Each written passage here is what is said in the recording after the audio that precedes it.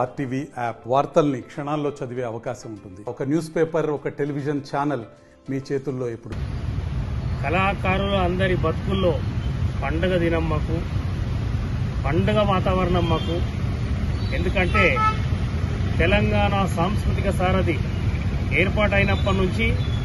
మా జీతాలు పెరగలేదు, మా పీఆర్సీ రాలేదు. ఇప్పుడు గౌరవ ముఖ్యమంత్రి గారు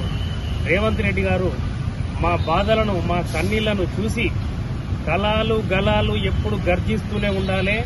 కళాకారులు మీరంతా చల్లగా ఉంటేనే ఈ రాజ్యం సుభిక్షంగా ఉంటుంది, ఈ రాష్ట్రం సుభిక్షంగా ఉంటుందని మా పీఆర్సీని పెంచిన పీఆర్సీని 2 నెలలు సైతం వెంటనే వేసి మీరంతా పండుగ చేసుకోండి, మీకు మిగతా రావాల్సిందంతా కూడా నేను చూసుకుంటాను, మీ రెగ్యులరైజ్ విషయం కూడా త్వరలోనే పూర్తి చేస్తానని మా కళాకారుల బతుకులలో ఈరోజు పండుగ నింపి పండుగ వాతావరణాన్ని చేసి మా బతుకులు తుడిచి మా కన్నీళ్లు తుడిచినటువంటి మా ముఖ్యమంత్రి రేవంత్ రెడ్డి గారికి, అదేవిధంగా మా కల్చరల్ మినిస్టర్ జూపల్లి కృష్ణారావు గాని, అదేవిధంగా డిప్యూటీ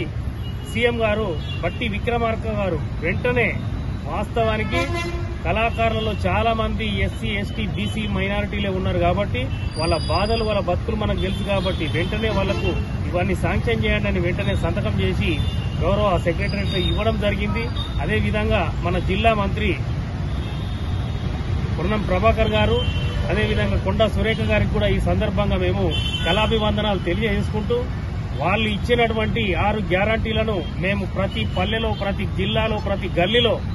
తూచా తప్పకుండా ప్రచారం చేస్తామని తెలియజేస్తూ, అదేవిధంగా ఇందిరమ్మ రాజ్యము ఇంటింటా సౌభాగ్యం అంటూ ఖచ్చితంగా మేము మరొకసారి ప్రచారం చేసి పెద్ద ఎత్తున కళాకారులతోటి అభినందనలు తెలియజేస్తూ